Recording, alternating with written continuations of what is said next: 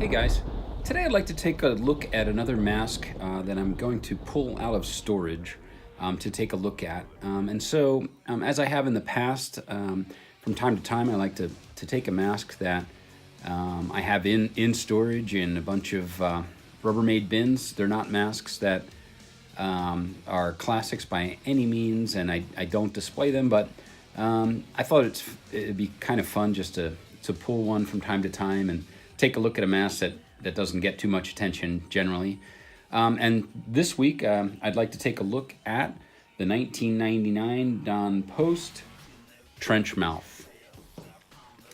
And so this video may be fairly brief because I don't have a lot of materials to show you on this mask as far as photos or catalogs. It was really as far as any kind of materials that I can show you, it's really limited to the 2 years that this was available. And so this was introduced as a new mask in 1999 by Don Post Studios. And here you can see from Pete's great archive at the Devil's Workshop. Thanks to Pete. This is the 1999 Don Post Studios catalog. And you can see here this mask was introduced as a new mask in 1999. And then I'd like to just follow up quickly here with the following year. The year 2000 was the second and last year this was offered. And here's a photo from that catalog page.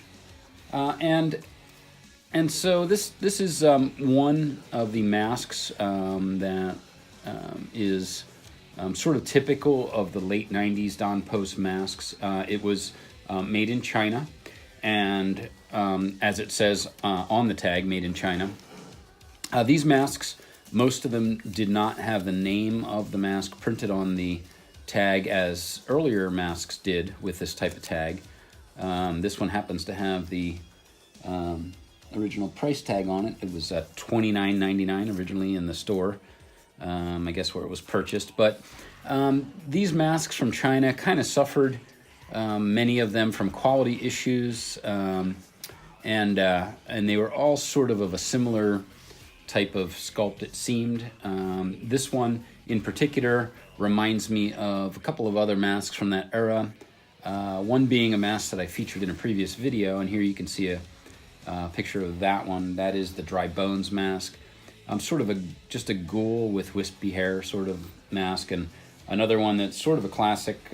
They brought it back from the grave in that series. It's here. You can see it. It's called Sewage, and this one sort of reminds me of those masks. Basically, sort of a ghoul, undead ghoul type of creature with wispy hair. This one suffers from one of the same issues that other masks of that era seem to, and that is that the hair was glued on with a type of glue that really discolored and browned over the years. So that wispy hair seemed to be put on straight across the top with a quick line of glue, but you can see that glue is now turned dark brown. So and I believe that's pretty common to this era and that style of glue. But other than that, I think it's a kind of a cool mask. I really kind of like this character. I like the sculpt.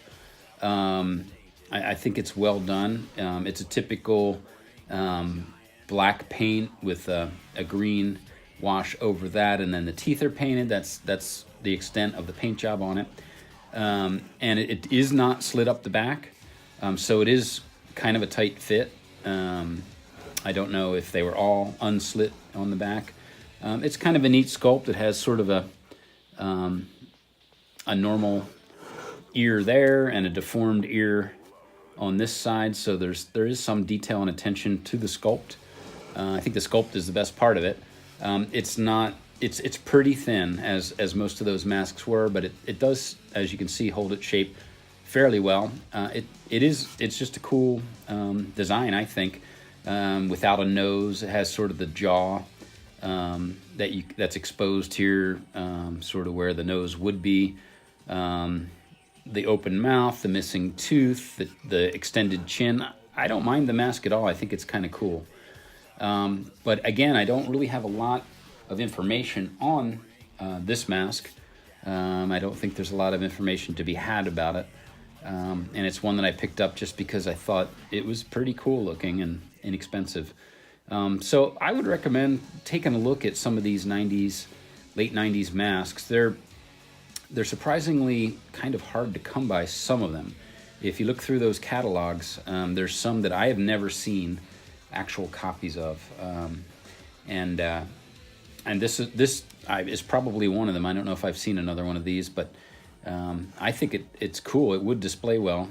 As I said, I choose not to display it. But it's cool enough and to be displayable. So anyway, I wanted to take a look at this mask and show it to you, and sort of look at a mask that doesn't get a lot of attention.